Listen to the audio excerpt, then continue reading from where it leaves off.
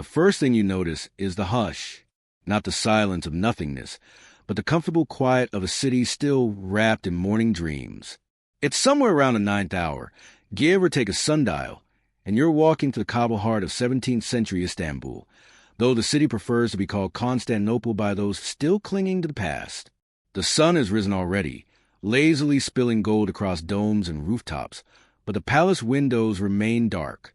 You pass by a sleepy fig seller, dozing behind his baskets. A cat blinks at you from a sun-warmed ledge, the clear monarch of her domain. Welcome to the world of Sultan Ibrahim I, a man of considerable contradictions, generous appetites, and, most critically for our purposes, an overwhelming fondness for clocks. Also known somewhat unfairly as Ibrahim the Mad, though frankly, if you were locked in the tower for most of your adolescence while your brothers were quietly removed from succession, you know what that means. You might come out a little peculiar too. But don't worry. This isn't a drama. It's a walk.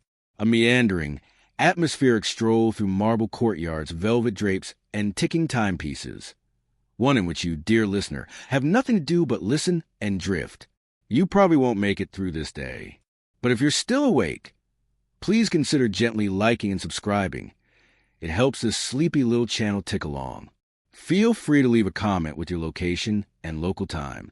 We like to imagine where you're dreaming from. Now, let's ease into tonight's journey. The Topkapi Palace doesn't open its eyes until the Sultan does, which is unfortunate for the eunuchs and scribes and cooks who wait around for hours while the most powerful man in the empire dreams under heavy silks. You walk past the outer courtyards, where birds hop around unattended breakfast scraps. You can smell rose water and boiled lentils. Somewhere nearby, a muezzin finishes the morning call to prayer, late perhaps, but no one is rushing him. Not today. Not in this part of the city. You reach the Gate of Felicity, a name that feels more aspirational than literal, and pause beneath its heavy awning. 2 guards nod politely, not minding your presence. It's the 1640s. If you look like you belong and don't speak too loudly, most people leave you alone. Inside, the palace is already cooler. Marble floors press their chill through your sandals. Tiled walls gleam in soft turquoise and lapis, their curling vines frozen mid-bloom. Time ticks differently here. You pass a servant carrying an elaborate breakfast tray, though it's not for the Sultan. It's for his clocks. Yes, his clocks. Because Ibrahim has, according to one tired record keeper, over 400 of them, imported from Florence, Prague, Delhi, even a musical one from Nuremberg that plays a lullaby on the hour. Historians still debate whether this collection was a symbol of refined taste or simply a distraction from royal responsibilities. Possibly both. But either way, you're headed toward the clock room now. It's tucked behind a narrow hallway, one that always smells slightly of almond paste and brass. The light here filters through colored glass, casting little rainbows on the floor. And as you turn the corner, you hear it, the soft, overlapping murmurs of time. Tick, click, whir. You've never been surrounded by so many clocks. They perch on shelves and sit on pedestals, some hung like paintings, others reclining on velvet. There's one shaped like a lion, its tail moving back and forth with sort of tired dignity. Another resembles a mosque, complete with tiny rotating minarets. A sleepy-looking steward nods at you. He's polishing a dusty hourglass. They don't agree, he mutters. Never do. They all keep their own time. You ask if the Sultan visits often. Every day, he says. Eventually. Sometimes, Ibrahim comes in his robes. Sometimes in nothing but a towel and a jeweled turban. One time, allegedly, he brought a carp. No explanation. And yet, for all his eccentricities, he's oddly tender with his clocks. Winds them gently. Stares into their ticking hearts like he's trying to understand something. One servant claims the clocks were his way of mastering time, the same time that imprisoned him as a boy. Another suggests he liked the ticking, because it drowned out court gossip. Or maybe it was just pretty. Outside, you hear a distant yawn. The palace is starting to stir. Someone spilled sesame seeds on the tiles. You head back out of the clock room, leaving the chorus of ticks behind. The fig seller is still asleep. The cat is still judging you.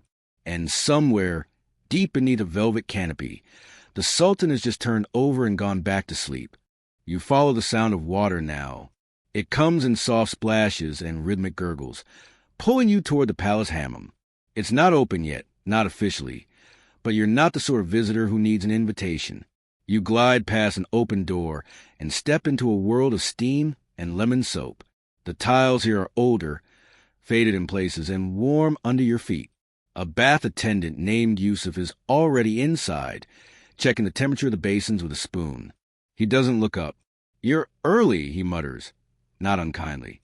So is everyone, except His Majesty. Ibrahim, despite his name meaning Father of Nations, is not exactly punctual.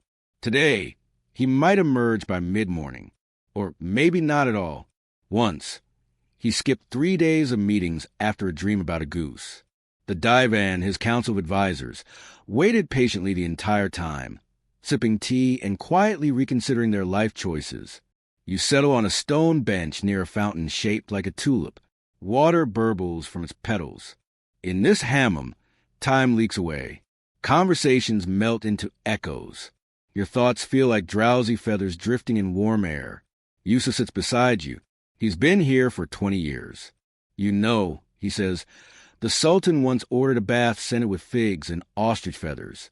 We tried, but the feathers clogged the drains." You nod. "Of course they did." He continues. "There's also the matter of the bath musicians. 3 of them. Flute, oud, and triangle." "Triangle?" Yusuf shrugs. "Don't ask." The triangle was his favorite. Through the steam, you think you see movement. 2 pages carrying folded towels in perfect synchronization. They look 12 years old and impossibly serious. One of them drops a towel, freezes, then pretends he meant to adjust his sandal. In the world of the Ottoman court, presentation is everything. That includes the angle of your hat, the precise tilt of your head during a bow, and, of course, the scent of your personal bathing room. Historians still debate whether the Sultan's odd demands were signs of failing mental health, or simply the indulgences of an absolute monarch with too much time and too little oversight. Meanwhile, a rooster crows in the distance, a little too late to be impressive. You can hear market stalls creaking open. The fig seller has finally stirred. You step back into the courtyard. The tiles are warmer now. A beam of sunlight lands directly on the floor where you walked earlier. Remember that sleepy steward from the clock room? He's here now, sipping tea and staring at nothing in particular. He's still not up, he tells you without prompting. No one is particularly surprised. Ibrahim's sleep schedule is less structured regime and more mysterious celestial alignment. Sometimes, he rises at dawn and demands to be read poetry until lunch. Other times, he refuses to speak until he's touched something made of amber. You ask if this disrupts the empire. "Oh, constantly," says the steward. "But what can you do? He's the Sultan." In the distance, the great domes of Hagia Sophia catch the light, and pigeons whirl around the minarets like flakes in a snow globe. The day is yawning itself awake. But you, walking through the outer garden now, feel heavier, sleepier. You find a shaded bench under a pomegranate tree. Its fruits are still small, not quite ready. Like the Sultan, you lean back. Somewhere behind you, a clock begins to chime. 1 chime, 2. Then the others, not to be outdone, begin to follow, each on their own schedule. The courtyard fills with chaotic ticking, like a dozen ambitious mice with no sense of rhythm. Eventually, the clocks fall silent. The city holds its breath, and the Sultan sleeps on. A light breeze wanders through the garden. It stirs a few lazy leaves, nudges a swing suspended between 2 orange trees, and carries a faint smell of jasmine and something just slightly burnt, probably breakfast bread forgotten in a palace oven. You're still on the bench, shaded by the drowsy branches of the pomegranate tree. The hum of the city beyond the walls has grown just a little louder now. Sandals on stone, the squeak of carts, a merchant's half-hearted call for cinnamon. But within these walls, time continues to nap. A gardener passes you, pushing a wheelbarrow filled with mint. He pauses, wipes his brow with the edge of his sleeve, and tells you, not quite proudly, that each plant has been sung to individually. It's a tradition, he says, started by someone who may or may not have been an aunt of the Sultan's cousin's tutor. It helps the flavor, he assures you, though his tone suggests he's not entirely convinced. You follow him, just for a moment, to the herb gardens. They're laid out in perfect symmetry. Parsley to the north, rosemary to the east, and something called sleep leaf toward the west. You ask what sleep leaf is used for. Mostly sleep, says the gardener with a shrug. Sometimes diplomacy. Back toward the palace kitchens, you hear a soft ruckus. 2 kitchen boys are arguing over a watermelon. One insists it's too early in the season. The other claims it whispered his name. They notice you watching and both freeze, before one bows slightly and says, "Please, don't tell the head melon steward." You promise not to. It's still not clear if there is such a position. But in a palace where a man is in charge of choosing the Sultan's nap pillows by firmness and astrological sign, anything is possible. You return to your bench. The air is warmer now. Somewhere inside the palace, silk curtains are being drawn open. Someone is preparing a robe. A small orchestra of stringed instruments quietly tunes in a side room, just in case His Majesty wakes up with sudden desire for waltzes. The clocks tick on. Not together. Not even close, but in a kind of chaotic harmony that somehow makes sense in this part of the world. The steward with the tea passes again. He offers you a second cup. Still no sign of the Sultan. But this, too, is part of the rhythm. He'll wake when he's ready, or when one of his favorite parrots, he has 3, squawks in just the right tone. The green one, memmed, once made the Sultan laugh so hard he postponed war. The pink one has memorized half a love poem and recites it loudly whenever someone sneezes. The 3rd parrot says nothing, but watches, always watches, back under the pomegranate tree. You shift your weight and close your eyes for a moment. Somewhere far off, a soft drumbeat starts up, perhaps a festival rehearsal, perhaps a dream. The fig seller is now fully awake, but still hasn't sold anything. He peels one open and eats it himself. Slowly, above, a cloud drifts across the sun. A single white feather spirals down and lands beside your sandal. The Sultan is still asleep, and maybe, just maybe, so are you. Time moves even more gently now, as if it too has decided to lie down for a while. In the distance, you hear the faint clatter of silver dishes and muffled voices echoing through thick palace walls. Someone is arguing politely about the precise placement of a napkin. Someone else is searching, quite urgently, for a particular pair of embroidered slippers. But here in the garden, everything stays soft. The cats have multiplied. There are at least 5 now, curling in sunbeams, blinking slowly at invisible birds. One of them, ginger and imperious, stretches across your bench and claims a far end for herself. She doesn't ask. She simply is. You do not argue. From a nearby window, a bit of music drifts out, a slow melody on the oud, tender and tentative, like a memory trying to form. It's the court musician practicing for no one in particular, or perhaps for the roses. The Sultan once asked for a song that made the roses bloom early. It didn't work, but the song stuck around anyway. You rise from the bench, a little lighter than before, and wander slowly toward the aviary. Yes, the Sultan has an aviary, not for falcons or messenger pigeons. Nothing so practical.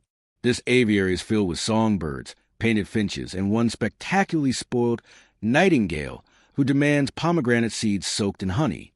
A young attendant greets you with a nod. He offers you a handful of soft millet, just in case. You don't need to feed the birds, but they like it when you do. Inside, the air is thick with birdsong, like someone spilled a cup of wind chimes. You pause beside a cage shaped like a miniature palace. A canary hops once, then twice, then sings the same 4-note tune over and over again. The attendant smiles. He heard that from the Sultan, he says, or maybe the other way around. It's hard to say who mimics whom in this place. Outside the aviary, the sun has shifted again. The fig seller is finally doing business. A small line has formed. Someone buys 5. Someone else asks, are they the Sultan's favorites? And the seller, without blinking, says, second favorites, which is, of course, Good enough. Back inside, a messenger hurries past, clutching a note sealed with gold wax. You hear him mutter, "He's still asleep?" To no one in particular. A page responds, No, he's meditating." While snoring. Very advanced meditation. You smile. It's not your concern. You walk past the kitchens again. The triangle player is rehearsing delicately, cautiously, just in case. The clocks in the gallery all tick and click and hum. One of them is playing a lullaby on the half hour. A palace maid walks by, carrying 2 lemons on a silver tray. You don't ask. The palace is a strange and splendid place.